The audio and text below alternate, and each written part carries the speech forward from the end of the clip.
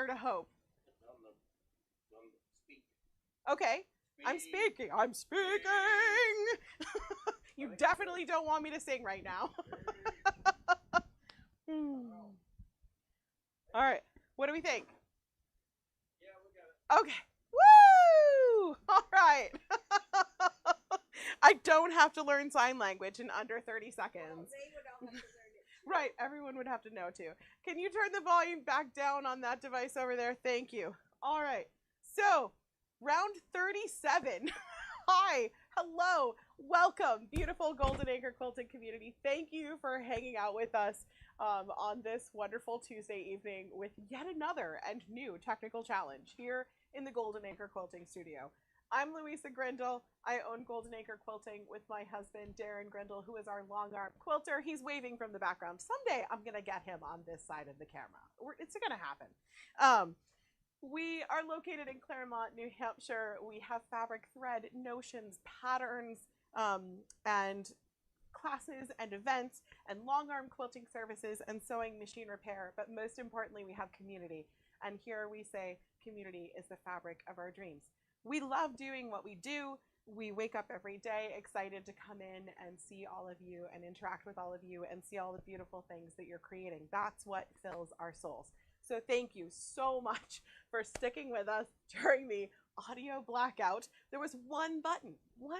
Who knew? One little button. It's always a different button every week. It's a different button that we forget to push. But it's okay. I think in maybe like 3 years from now, we'll have this all ironed out, nailed down, ready to go. That's my prediction. Welcome to 2025. And welcome to our first show of 2025, and thank you so much for being here. While you're here, remember to like our videos because they're so great. Share them with other people, you know, people who need to laugh, people who are in a funk and just need to read lips. Well, yeah, read lips and facial expressions, and subscribe to our small but growing channel. We have a question of the week that we ask each week, and if you answer that question in the chat, Darren is in the background with Wheel of Names creating a drawing so that someone can win the sample that we make on this week's show. This week, we just want to know, what's been the highlight of your first week of the new year? My highlight was a combination of having a day off where I really didn't have to do anything, and the fact that inventory is done and updated and complete, and that's really exciting for me. So we have some classes and events to share with you, and we're gonna do that now. I'm so discombobulated from all of the audio stuff. Okay, ready? We're gonna take a breath. We've got this, Yes, right? Me, you, our community, we've got this. Okay, so coming up, there's so much love. There's so much love. All right, tomorrow starts our Calico Cat series, which is a 3-week series, and Ann Blackburn and I are going to be teaching that together over the next 3 Wednesdays. The class is full, so we're just letting you know that it's happening, but we're excited about it. It's a really fun quilt that we're doing as a follow-up to the fact that we did the all wrapped up dog quilt series. So that starts tomorrow. And then Thursday this week is our weekly open sew. That's every Thursday from 10 to 5. You can come in, have some social sewing time, work on projects, get help from people around you, get help from our shop staff. And it's just a really beautiful community sewing time. And that's every Thursday. So any Thursday that you have time, come on down and join us for open sew. This Friday, Lynn Legacy is teaching the opportunity tote for us. And I think maybe we should show this on the overhead camera. Oh boy. No, it's okay. So you go to overhead and then hit, I think, camera number 1, right? Camera number 1 gets us here. Okay, camera 2. We've got it. We've got it. Okay. So the opportunity tote, the reason we called this class the opportunity tote is because it's really about bag making skills, and it's kind of a choose your own adventure. You have lots of opportunities to decide how you want your tote constructed. You can put outside pockets on, you can put inside pockets in, you can add an optional key fob holder, you know, key ring holder. You can make the outside all one color, or you can add the little accent at the bottom. You can include canvas here or just quilting cotton. You can do straps a number of different ways. You can have a magnetic closure here or not. You can use different stabilizers to get a different feel in your finished bag. So it's called the opportunity tote because you get to take the opportunity to learn a lot of bag making skills, but also really choose what you want your final bag to look like and what you want to do with it. So that is this Friday, the 10th, and also next Friday, the 17th. It's a 2-day class so that you have time to really play with all of those bag making skills. And the fabric that she used to make the shop sample is called Flower to the Sun, and we do have those prints here at the shop. So if you love what this is made out of but can't join us for the class, there's still an opportunity. Do you see what I did there? To enjoy. So that's the next 2 Fridays. And then on Sunday, we start all-inclusive Learn to Quilt. This is our next round of this series. We love this series, but this one is full. So we're not going to talk too much about that tonight, but we'll keep you updated on their progress as they make their way towards their first quilts. And then on Tuesday, the 14th, we have our first opportunity to join us to make gnomes. So we're going to have She Gnomes. Paula Tobin of She Gnomes is going to be here teaching us how to make these adorable little guys. They're so cute. And everything is included in that class. Fabrics from us for the hat, buttons from us for the decor, and the beards and noses and body fabric from Paula.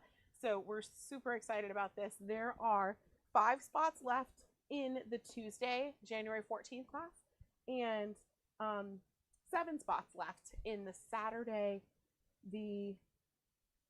what day is that? 18th, Saturday the 18th. So there's room in both of those classes still. This would be a really fun class to take with a friend.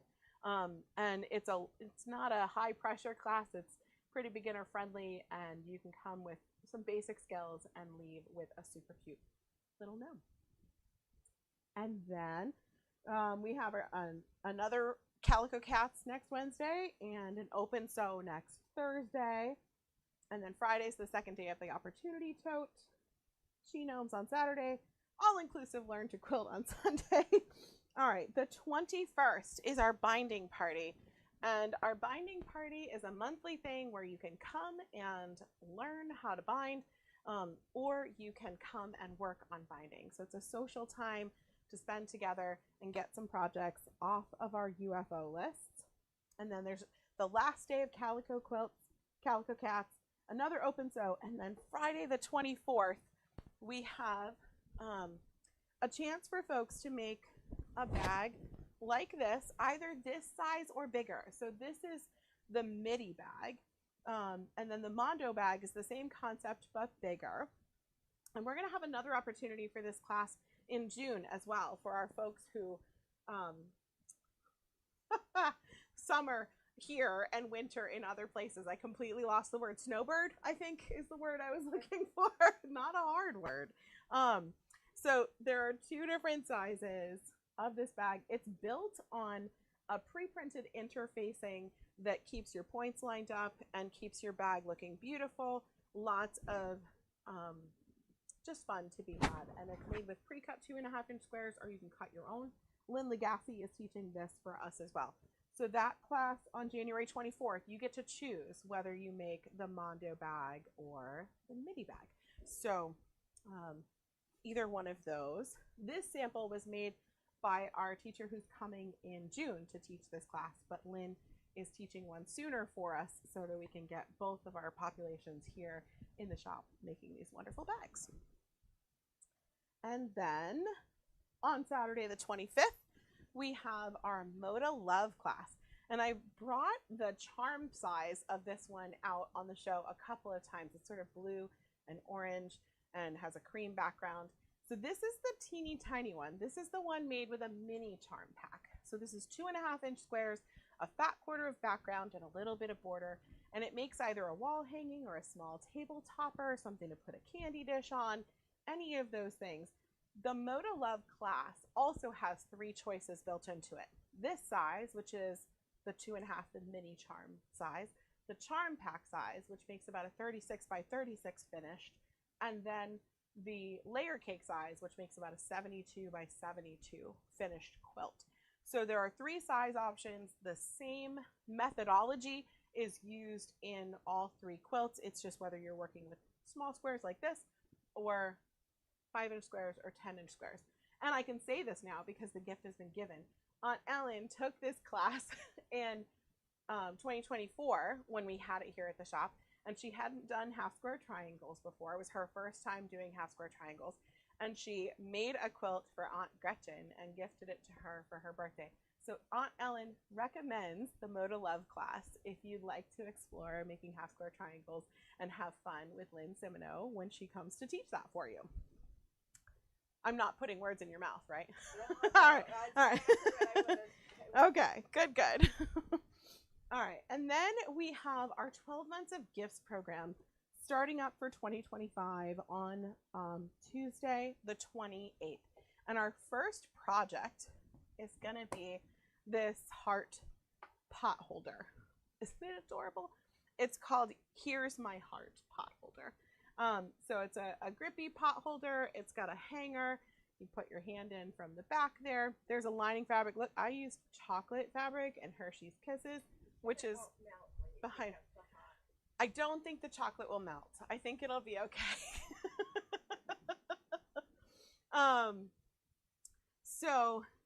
We have this class for our first project of 12 months of gifts of 2025.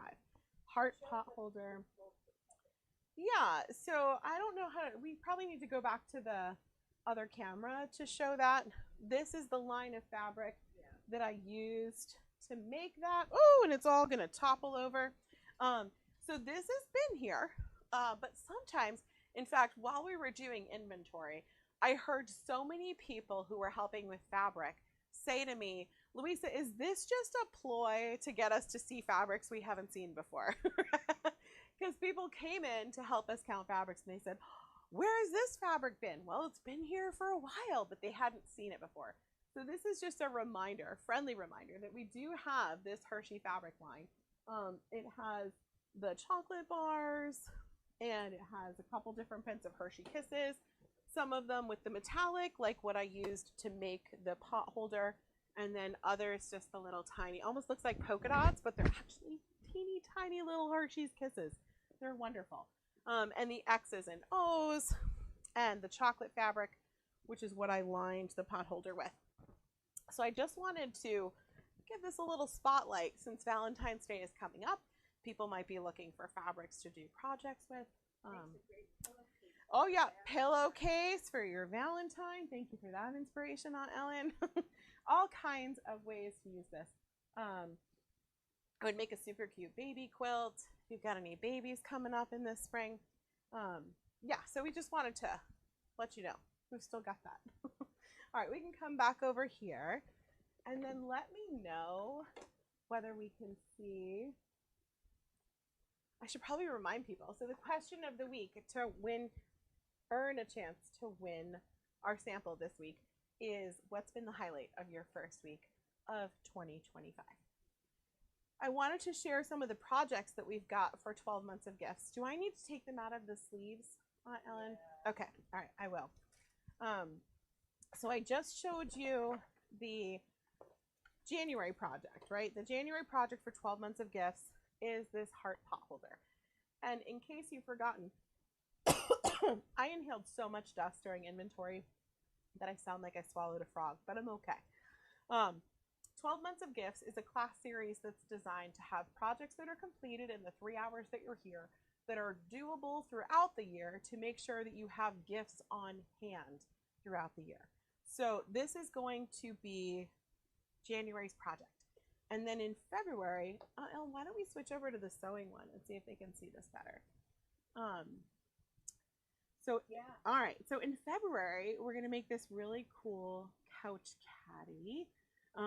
for the arm of the couch. Could be used for sewing supplies, but could also be used for someone who's an avid reader or crossword puzzle doer.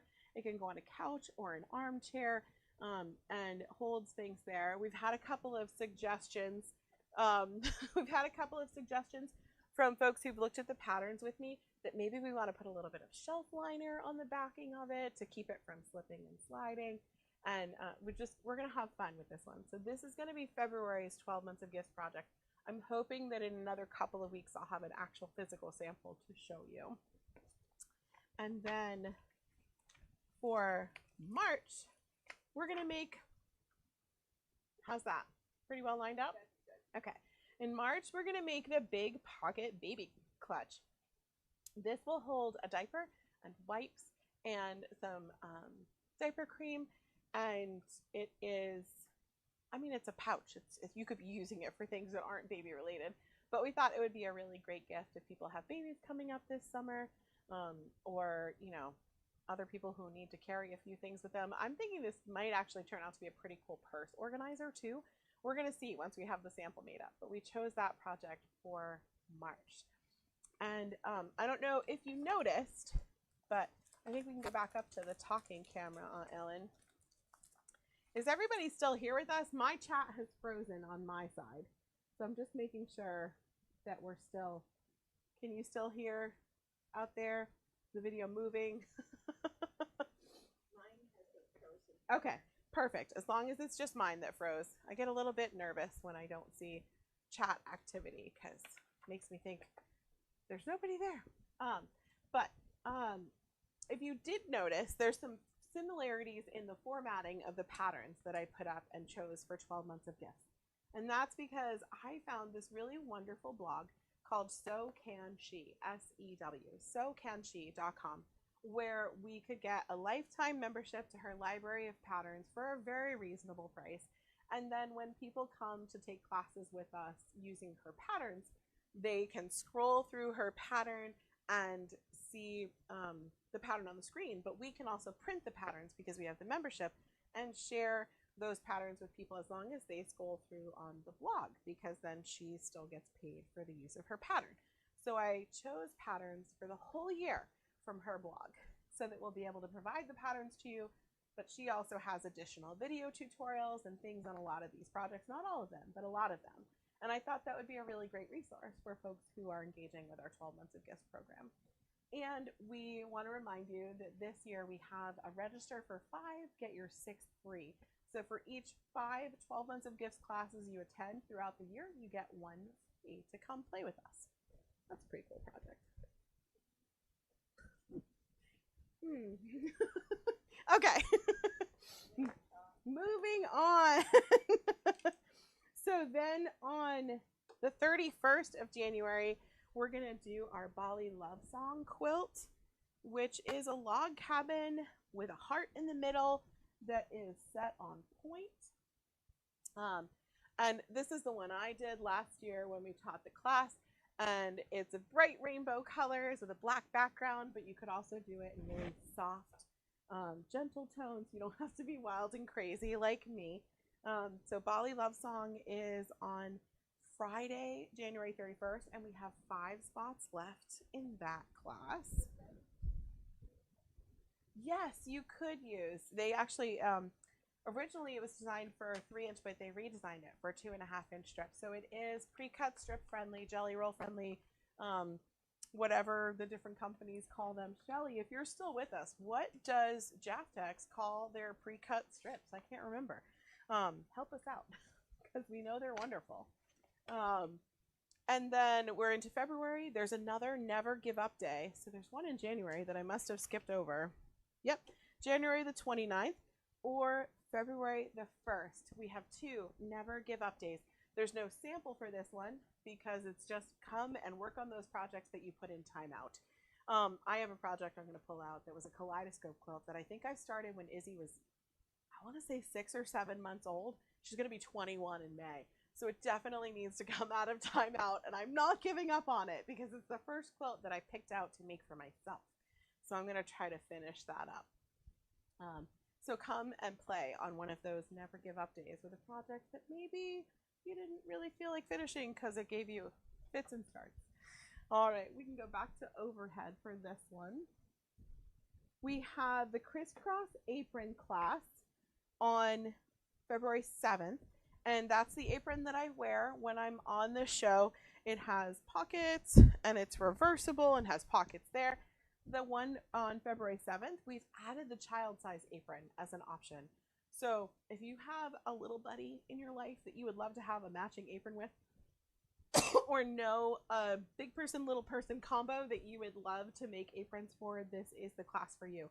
We have both. Oh, Aunt Ellen's bringing me a throat lavender. Bless you and thank you. Okay. So that's on February 7th. That's with Lynn Lagasse teaching. She's gotten so many people successfully through beautiful aprons here at the shop that we just have to keep running that class.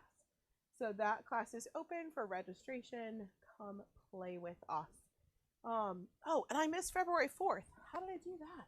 Well, we'll talk about this one. Okay, so this is gonna be on February 21st. This is the Prairie Point Table Runner. This is so wonderful. It's a different way to finish the edge of a quilt or table runner. And Lynn Lagasse is also teaching this for us, and registration is open. There are 8 seats in this class. And the Prairie Point Table Runner is really wonderful, beginner friendly. You can do it pre-cut 5-inch squares, or you can cut a layer cake into pre-cut 5-inch squares. Well, then they wouldn't be pre-cut, Louisa. Think about that. It's been a week, right? So this one is on February 21st. The Prairie Point. I'm so sorry for coughing in your ears. I apologize. I gotta get the lozenge into my mouth. But then I think about, what if there's someone with misophonia and they're listening to this? That's a thing where when you hear people eating, you really can't listen anymore because it makes you cranky. So hopefully none of you have that.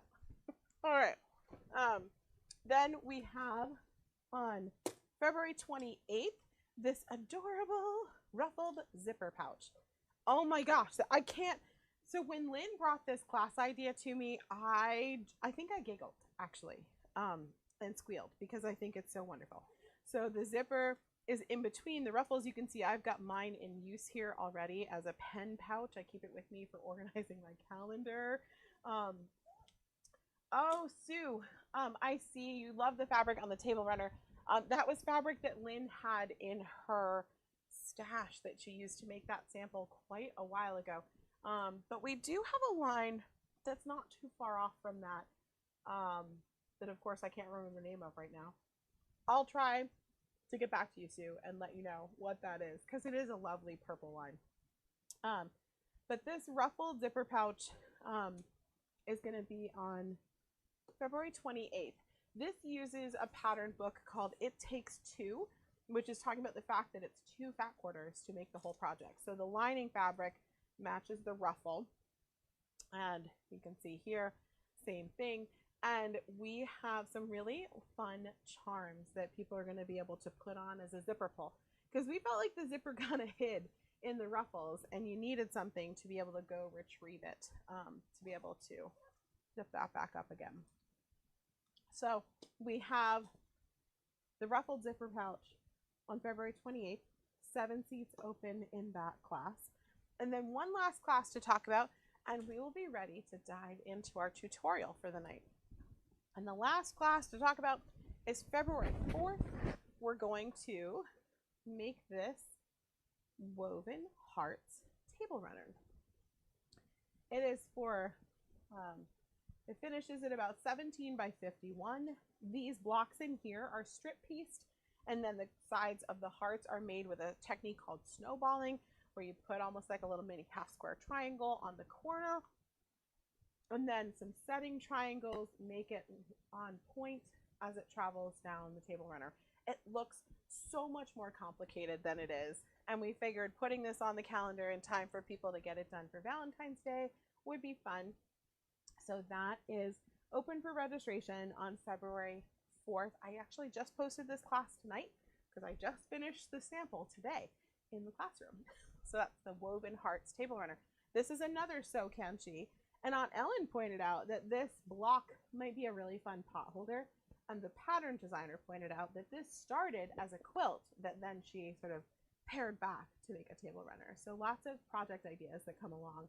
I think this would make a cute project bag front as well. So lots of things that you can do with the technique that you learn to make the table runner. And I think that wraps up classes for now. Whew. Okay. And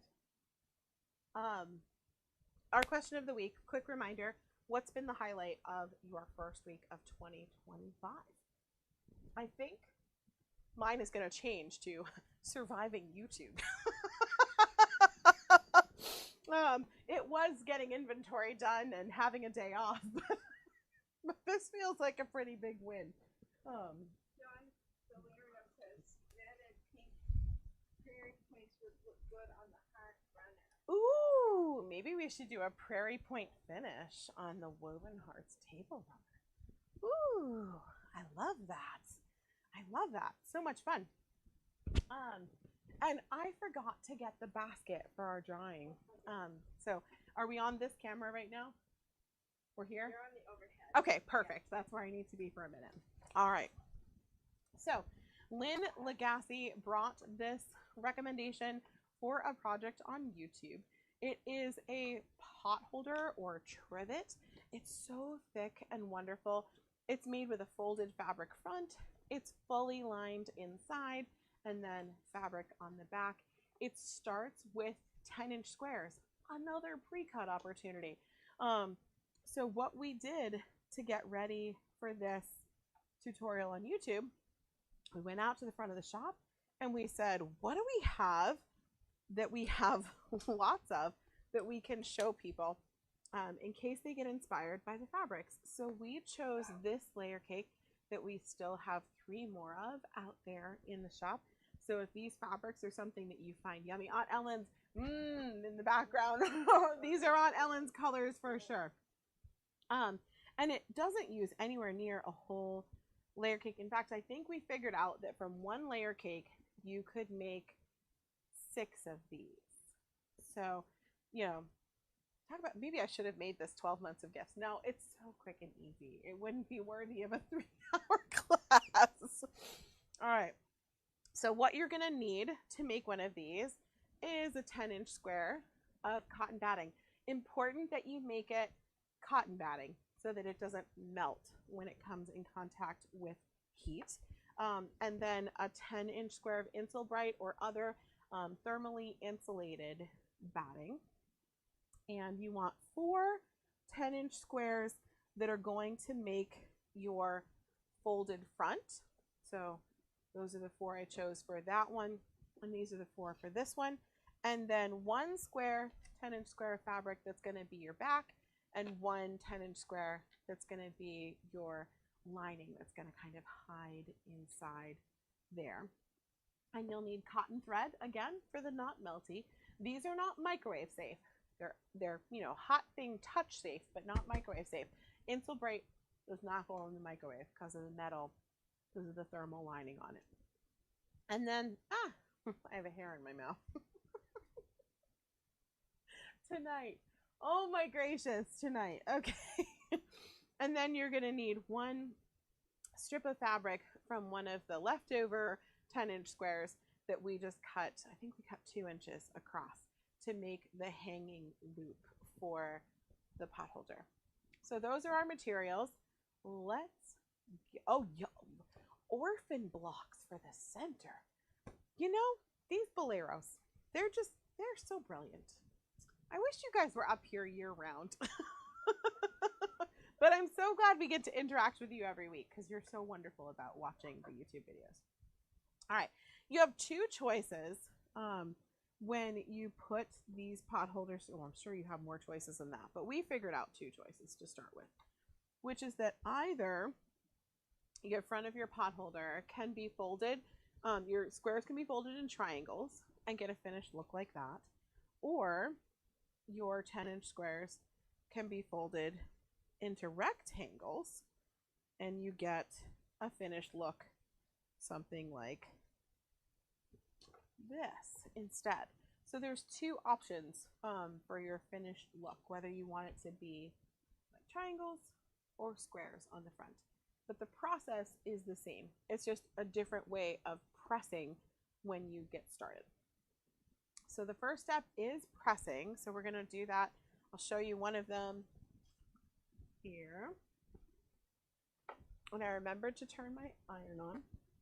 Isn't that exciting? So if you're going to do these in the square style, then you take these and wrong sides together, line them up, and you'd want to use some water, mist this and get it wet to really give yourself a really crisp press on this. I forgot to bring water in, so we're just gonna roll with it. We're gonna go. Now that I'm listening, oh, orphan might not work for it. You know what though, you could, Jean, you could use an orphan block for the backing of it, right? You could use this folded technique to make one side of it and an orphan block for the back of it, and it would still include the orphan block, so don't even worry about it. And there's Sue with the same suggestion, maybe the orphan for the backing. No, I'm okay. I'm okay. All right. So that would be if you want them to be in the square orientation. If you want them to be in the triangular orientation, then you're going to fold them like this and press. And you know, this is something we talk about a lot in a lot of the classes that we run here. The difference between pressing like that versus ironing. And in almost everything we do in quilting, it's important to press versus iron. Because when you iron, you have so much opportunity to create bias shift in your fabric and wonk in your quilt. And you really want to press like that instead of sliding across and ironing. So once you've made your decision about which design you want to use, you're going to press all 4 of your squares for what's going to be that folded portion of your pot holder in the same manner. This would not work. No mix and match, okay? You got to choose a path and stick with it for the whole pot holder. But let's say you chose that, I don't know, should we choose diamond or square? What do you think? We've got the diamond there and the square here. We'll give people a minute to catch up with us because I know there's a little bit of lag, and we'll see what people think we should finish tonight on the show because we've got this one done. And we can check the chat and see if there's anything. It is like the wine glass. So you can do these smaller with 5-inch squares and make a little thing that you can put your wine glass into. So your wine glass base goes right in here, and then it's a wine glass identifier with a built-in coaster. In fact, for those of you who remember my very first YouTube that I did with 4 Pines Quilting, this was the project that we completed together, except we didn't do it with the batting and the quilting. We just did it in that wine coaster method or ornament. It was, you know, just some small batting and small projects. So it's a similar technique, but a new application. All right, I'm seeing diamond, diamond, diamond. All right, I think diamond for the win. Okay, so once you've pressed all 4 and you've got that portion ready, let me show you what you're gonna do with the Insul-Bright and the batting. So for the diamond one we're going to make tonight, this is what I had decided would be the lining, and this is what I thought would be a nice outside fabric in the finished product. So what I did was layer the Insul-Bright closer to what is going to be the lining, and the cotton batting closer to what I decided would be the outside fabric. And then I did some straight line quilting in a plus sign in both directions, both on point and in the centers. I'm kind of a rogue sewer, if you haven't figured that out by now. I am not normally a pinner. I do not normally draw guidelines. I kind of throw it under and zoom away and hope for the best. In this case, I do recommend pinning. So when you get this and you line it up, it's just really thick. It's 2 layers of fabric. The Insul-Bright is thick, and the batting is there as well. So when you get it all lined up really nicely, go ahead and pin the heck out of it. And then do that quilting. Now you could do fancier quilting here. You could do straight lines across both diagonals and end up with some checkers. You could do curvy. You could do free motion. I know the Quilt Father could do free motion. He is a phenomenal free motion quilter. So could Jean Corliss if she's watching. But I am not a good free motion quilter. I'm a straight line quilter all day long. All right, so that's what we would start with, is making that sandwich, pinning it together, and creating these quilting lines. Okay. So stay out here. Yeah, up next to this one. Okay, perfect. And then with your pressed pieces, right? So you've got your 4 pressed triangles.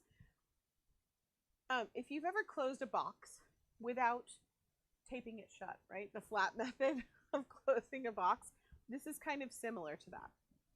And you're going to lay it on the side that will eventually be your back. So you're going to take your side that will eventually be your outside back and line up your pressed triangles. So one of them gets lined up there with all of the points pointing toward the points of your backing quilted sandwich. First few are pretty easy. You're just laying them on top of each other. And I kind of alternated bigger prints with smaller prints to give a little bit of visual interest. This one, this third one that you put down, you're going to kind of work to line up where it joins with that one, as well as the outside edges. And you might have to do a little bit of fidgeting to get that to work. This is sort of the fussy part of getting it all lined up. And then your last one, when you lay it here, the corner that you put over the third fabric that you laid down is going to stay in place. And you can fold back and then fold back the first fabric that you laid down, and then slip that 4th fabric underneath the first. And that's what gives you that layered look. And it is worth fussing in this moment to get everything really, really well lined up, so that when you stitch it, everything will stay lined up and you'll get that nice little square in the center of your finished potholder. We also need to prep our hanging piece.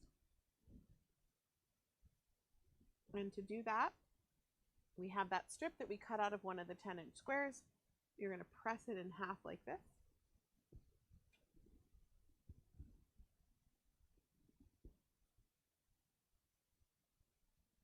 Oh, look at me ironing right after I said,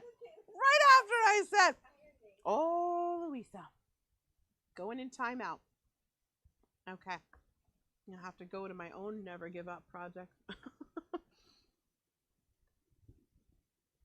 Okay. And then open that up and press for the center line. What are some highlights we've had this week while I'm pressing and not ironing? I saw that Anne's son Joe had a birthday. Someone went horseback riding. Yeah, I think that was Jean. Gretchen got a quilt. Aunt Gretchen got a quilt. That's that Moda Love quilt that Aunt Ellen made for her. Elise Garrity, making the first week preparation for my upcoming 6-week driving tour of the U.S. Oh, so Elise is going on a driving tour of the U.S. and made her reservation. That sounds fun. Oh my gosh, Mom. Yeah, my mom broke her leg last year. That was the highlight of her week. Well, that it didn't happen this Oh, that it didn't happen this year. Okay. And then you're going to press in the other side to that center line. year. This is- Blackburn, some had a birthday. Yep, yep. Happy birthday, Joe.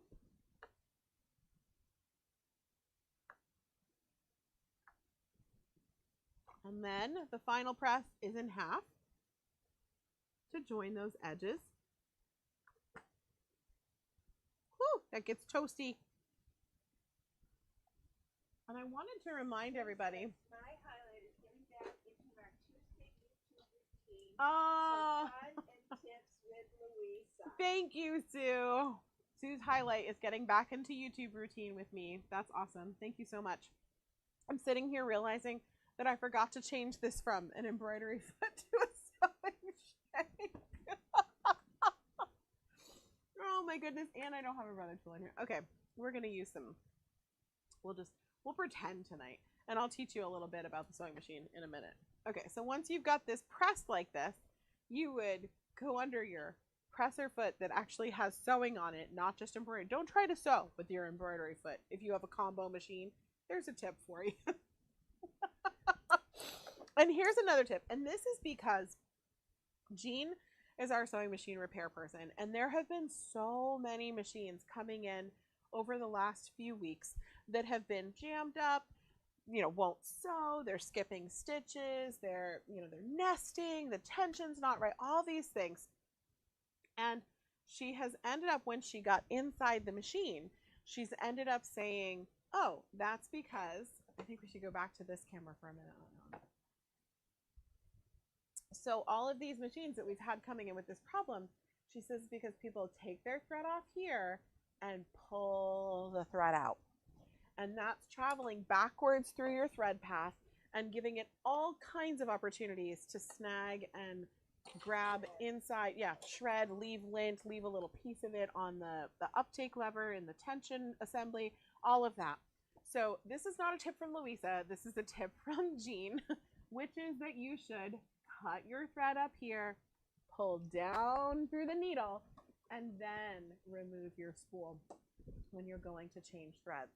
I know I am so very guilty of grabbing the spool and pulling it off the top. But now that I've seen so many of those machines have that problem, and Jean say it's such a simple solution. The other piece to that solution is to really try hard not to manually turn your flywheel backwards while the machine is threaded. So over here, not to go towards the back, only towards you if you need to adjust where your needle position is with the flywheel. And that's not just true for big fancy machines like this one. That's true for any machine with a thread path and a flywheel. So there's a tip that is applicable in many circumstances. Okay, so we have yeah. Let's go back to overhead. I don't know what I'm going to do about the sewing part. We'll be okay. It'll be fine. So once you've pressed your hanging loop, you would come under here and sew down the side of the open, where it's open like this, tack that together across the short end, and then across here. And then I like to do a third one in the center if I have room. On this hanging loop, I didn't feel like there was room, so I just did the two sides to tack it all together. And then you're going to fold that after it's stitched and tuck it in either under one of the corners or in the center, depending on where you prefer your hanging tab to go. Thank you. Wow. Brain. Full stop. Okay. So with all of those layers together, your hanging tag and all your folded squares and your quilted sandwich of batting, you're going to get out every pin you own and really carefully and really thoroughly pin all of this. And it's worth taking the time to do that so that everything stays lined up and comes out beautifully in the end. And then there's one more step as far as sewing goes, which is sewing all the way around the four sides. Do not leave an opening for turning. Your folded fabrics are the opening. So I know I'm fidgeting with it. Oh, okay. I'm fidgeting. Oh my gosh. Okay. So we get this. This is where we were before our final step of flipping.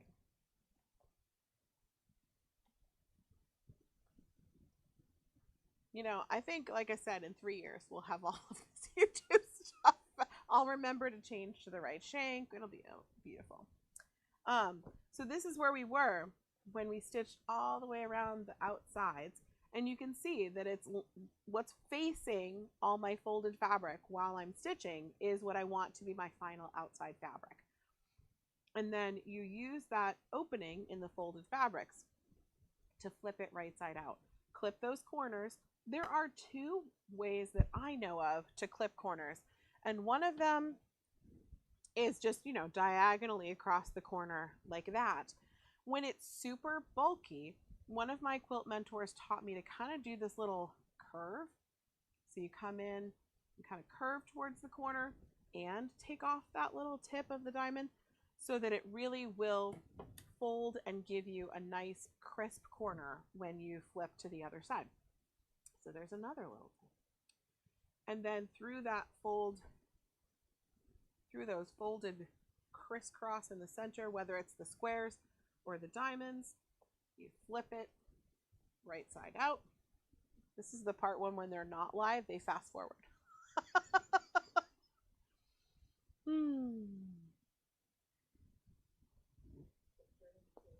Yep, my turning tool is here. So even though I already turned this once, flipping it back out and flattening it kind of took the wind out of my corner sails there. So we'll put the turning tool in, poke those corners, and then it's done. So it's crisscross quilting across the sandwich that's going to be the back in your lining, or whatever kind of quilting you want to do, pressing your 4 squares into triangles or rectangles, making your hang tag, layering that whole pile, pinning the dickens out of it, stitching around the whole outside, and then flipping. And you have it. And it's done. And it's, you know, these fabrics are one feel to, but you know, you could do it in those wonderful heart fabrics that we have. You could do it in whatever theme the person you're going to give it to's kitchen is made in. And then they've got a beautiful potholder. We had one person come in while we were making these and say, I would never be able to use that potholder. And that made me think about a lot of times when people have said that they received handmade gifts and they're afraid to use them. So if you are not a quilter or a sewer and you get gifted something from a quilter or sewer, with 99% surety, I'm going to tell you that they intend for you to use it and enjoy it and cherish it. And, you know, they understand that things are going to get spilled on it. And they're going to know that it got loved because of those spills and because of those little mishaps that happen with items that people make that they give you. But if I've put the time and effort into making you something that should be useful or used in some way, whether it's a blanket for you to stay warm under, or a pot holder for you to protect your hands, or, you know, a wall hanging, or a table runner, or a placemat, my intent is going to be for you to use it. And I think that's the intent of most sewer and creators' hearts, is that if we take the time to make you something, use it, enjoy it. That's the point. That's the whole purpose of all the things that we do. And with that, I think we're ready for our quilt of the week and 2 drawings, and then we can wrap up our first YouTube of 2025. All right, wonderful. So I say to Darren every week, pick a quilt of the week. Let me know which one you think is super fun. This one was part of our, it's okay, it's okay. Part of our All Wrapped Up series. This was Sue Taylor's that she made after the class on her own. So this was her second after the class. And this one is in these soft, wonderful peaches and teals and grays, quilted densely with paws and hearts. Darren did such a great job with that. This has sort of that antique-y quilt feel when it's quilted densely like that. I love that so very much. And the face of the puppy's up here, which I don't think you guys can see. I don't know how to get, okay, here we go. We're coming down. No? We're doing it. We'll see. Can I get the last one? Yes, I can. Okay. It's worth it. So, can we see the puppy's head now? Hold on. Whew. Okay. So puppy's head, and then his body goes all the way down, and there's his tail. So cute. And Sue is going to be joining us tomorrow for the Calico Cat series, and she's going to donate that quilt to a cat rescue and this quilt to a dog rescue, which is so wonderful. And we hope that whoever gets it uses it. Okay. So that's our quilt of the week. And then we have our drawing. And we're going to do 3 winners of a $10 gift card because we missed 3 weeks of YouTube. So these are all the folks who've come in since December 17th, since our last broadcast, and paid with cash or check. We're going to pull 3 winners. And I don't know how to do drum roll with a throat like this, so Ellen, thank you. All right. I can't read this one. I'm going to set it aside in case someone else can interpret later. We'll pick a 4th winner. You know, what's the harm in that? It was Christmas, it was New Year's, all kinds of things. All right, so our first one, Lynn Legacy. Thank you, Lynn, for coming in and paying with cash or check. And then we have, so that was for the week after December 17th. The week after Christmas, we have Carol Duquette. Carol, congratulations. Woo! And one more. And then we'll translate that one later with a couple of nurses looking at the doctor's handwriting. And we have Brandy Shanahan. Brandy just joined us for Hollow Star this weekend. You can see her on our Facebook page. She made a wonderful table runner in patriotic colors. So those are our 3 winners for the 3 weeks that we missed. And we'll make sure that their $10 gift cards are waiting for them here. And the 4th mystery one. We'll figure it out. I promise. All right. And then Wheel of Names. Papa, are we ready? You got that Wheel of Names loaded up?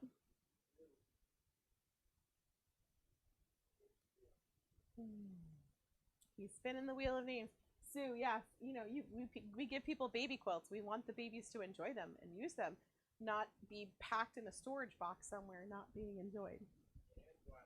And Blackburn, congratulations, and you are the winner of our sample potholder / trivet folded fabric. When you come in for our next Quilts of Valor, oh, that's what I forgot to remind everybody about. Thank you for winning that, Anne. I appreciate the reminder. We have our first annual Quilts of Valor mini retreat at the White River Junction VA, March 28th through 30th. You can come on the 28th, set up, stay set up through the 30th, and then pack up on the 30th. We're going to have some local sports teams come and help us pack in and pack out. We've got some vendors donating fabric. We're going to have pre-cut kits. You just come, sew, help, enjoy, play for a really worthy cause. The VA sent an email out to their entire New England region this week, and we had 8 more registrations for sewers because they included the Quilts of Valor weekend in that email that they sent out. And there were so many people in the New England region who are so excited that White River Junction is going to have Quilts of Valor being made there, and then also having those quilts presented to veterans through the White River Junction VA. So wonderful opportunity to have a mini quilt retreat. It's free. You get to go to a retreat for free, and you get to do beautiful charitable work. We're really excited about this event. We still have spots available for sewers and for helpers.